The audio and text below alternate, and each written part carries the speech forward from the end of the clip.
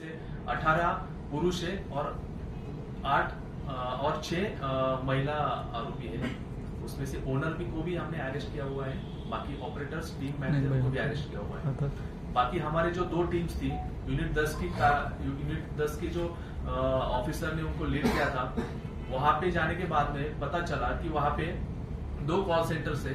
वो जो फॉरेनर्स है, स्पेशली किसी एक देश के नागरिकों को उसी देश से हम कॉल कर रहे ऐसे बता के उनको कुछ मेडिसिन टैबलेट्स के बारे में उन्हें बता के उनसे पैसे वगैरह डॉलर्स में लेके उनको अलग अलग वॉलेट्स से उनसे पैसे लिए जा रहे थे।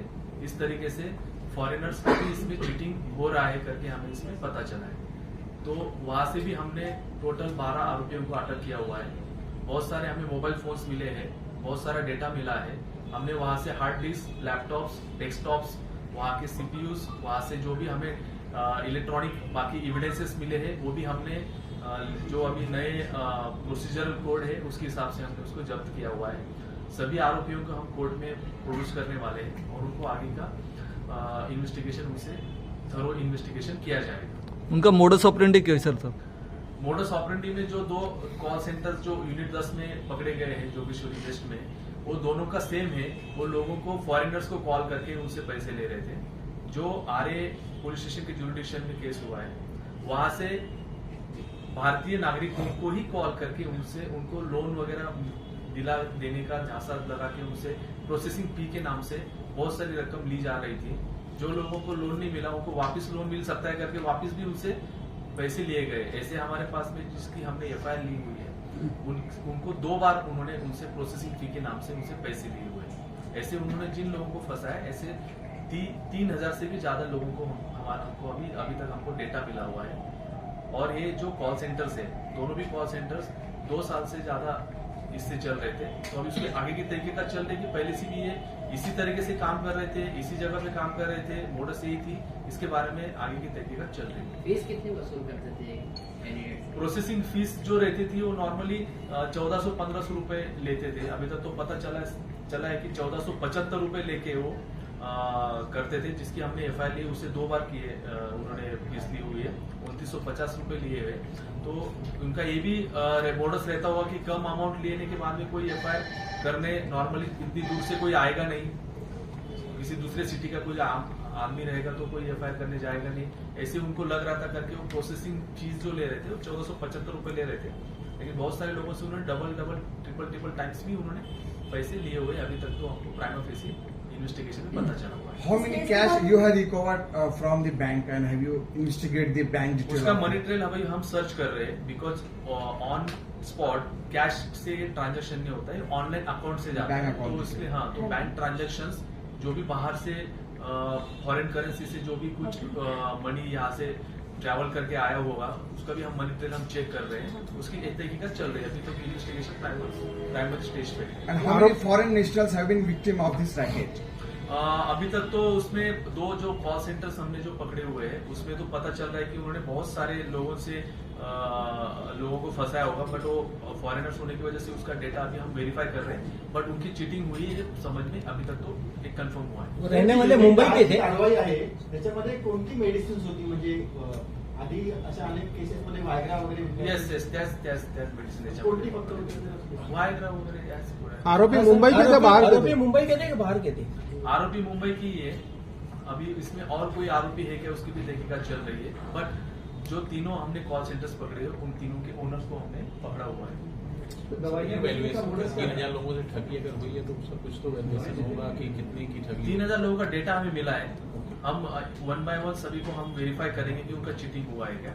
अभी रात में ही कार्रवाई हुई, इसकी वजह से थोड़ा सा डिटेल्स हम नहीं कर पाए। लेकिन जितने भी लोगों से हमारी बात हुई है तो उनकी चीटिंग हुई है हमको पता चला है। सर दवाई बेचकर कैसे चीटिंग करते थे? मोडस यानी फॉरेनर्स को अगर किसी कंट्री का कंट्री को अगर कॉल किया है वहाँ के नेशनल को, तो वहां से जो बात करेंगे तो उसी एक्सेंट में बात करेंगे। वहां उसी एक्सेंट में बात करके उसी कंट्री से बात कर रहे करके वो बात करेंगे। बाद में उनसे वो जो टैबलेट्स दी जाएगी उसके लिए जो पैसे लिए जाएंगे फॉरेन करेंसी में, पर्टिकुलर एक अकाउंट में लिए जाएंगे। वो लेने के बाद में उनको बाय कुरियर वगैरह उनको मिल सकता है टैबलेट्स, ऐसे उनको बताया जाता था। तो अभी वेरीफाई करना चल रहा है कि उनको ऐसे टैबलेट्स मिली है क्या, अगर मिली है तो कहाँ से मिली है, कौन से कोरियर से मिली है, कौन सी कंपनी से मिली है, उसका क्या है, उसका इन्वेस्टिगेशन अभी हम करने वाले हैं। इसमें चीटिंग क्या हुई? चीटिंग का ये हुआ कि भारत में ऐसे कुछ जो प्रतिबंधित टैबलेट्स है उनको बेचना अलाउ नहीं है, फर्स्ट थिंग। सेकेंड थिंग, ऐसे जो भी टैबलेट्स होती है या ऐसे करने के लिए ऑथराइज पर्सन नहीं है। अगर ऐसा कोई बिजनेस भी अगर कर रहे हैं तो उसके लिए गवर्नमेंट को कुछ टैक्स पे करना पड़ता है, बहुत सारी उसमें परमिशन लेनी पड़ती है, ऐसी कुछ भी उन्होंने किया नहीं है। इसके लिए हमने इस केस में जो हमने लगाया तो इंडियन टेलीग्राफ एक्ट के सेक्शन 25A भी हमने इसमें लगाया हुआ है, भारतीय न्याय संहिता के सेक्शन भी हमने इसमें लगाए हुए हैं, और IT एक्ट के भी सेक्शन हमने, पर्सोनेशन के सेक्शन हमने, सेक्शन 66C हमने इसमें इन्वॉल्व किया हुआ है। तो सर कितने अकाउंट से ऑपरेट करते हैं, कितने अकाउंट इनके बैंक अकाउंट थे? बैंक अकाउंट्स के बारे में अभी बैंक से हमको जब डेटा आएगा उससे हमें एग्जैक्टली पता चलेगा।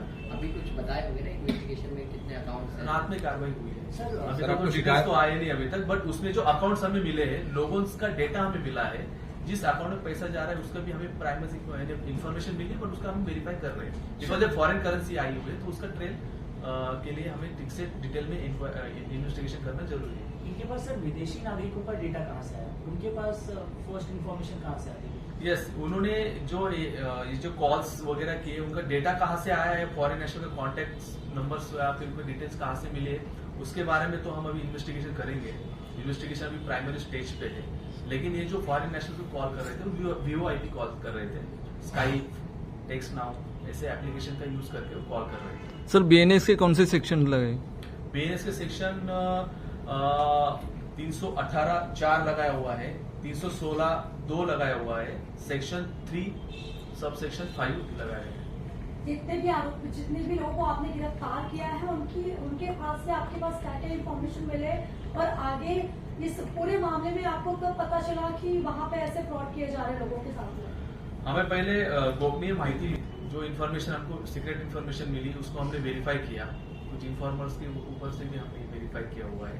जब हमने वो स्पॉट विजिट किया, जो सेंटर्स को हमने विजिट किए, वहाँ के जो भी जितने भी डिवाइसेस थे उनका हमने एनालिसिस किया, वहाँ के लोगों के पास में जो डेटा था, फाइल्स थी, इलेक्ट्रॉनिक जो भी हमें वहाँ पे इंफॉर्मेशन मिली, उसको वेरीफाई करने के बाद में हम इस नतीजे पे आए कि यहाँ पे इलीगल तरीके से लोगों को फंसाया जा रहा है, और एक बोगस कॉल सेंटर करके जब निष्पन्न हुआ उसके बाद में हमने FIR रजिस्टर की। सर कोई प्रॉपर कंप्लेनर है ये मामले में?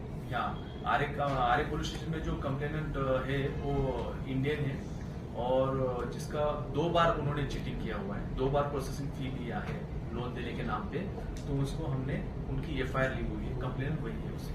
फॉरेनर कोई नहीं कंप्लेन किया इसमें फॉरेनर्स जो है, तो फॉरेनर्स के बारे में फॉरेनर्स की चीटिंग हुई है करके हमें इसमें पता चला है, तो इसमें कंप्लेन जो बाकी 2 कॉल सेंटर है उसको गवर्नमेंट के सर मुद्देमाल क्या क्या जब्त किए? फॉरेनर्स है, US, Thailand, Dubai, south east country का एशिया। नाम मेंशन करना सही नहीं रहेगा।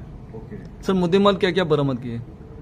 मुद्देमाल में अभी तक हमने laptops, hard disk, desktop, mobile phones, pen drives, वहाँ पे कुछ फाइल्स है वो हमने बरामद की हुई है। सर, वो जो 4 लड़कियां पकड़ी गई उनका क्या रोल था इस कॉल सेंटर रैकेट में? एज यू सेड के 4 महिलाएं, 6 जो महिलाएं थी वो जी, एज अ टीम मैनेजर काम करती थी। टीम मैनेजर, उनका बैकग्राउंड क्या है?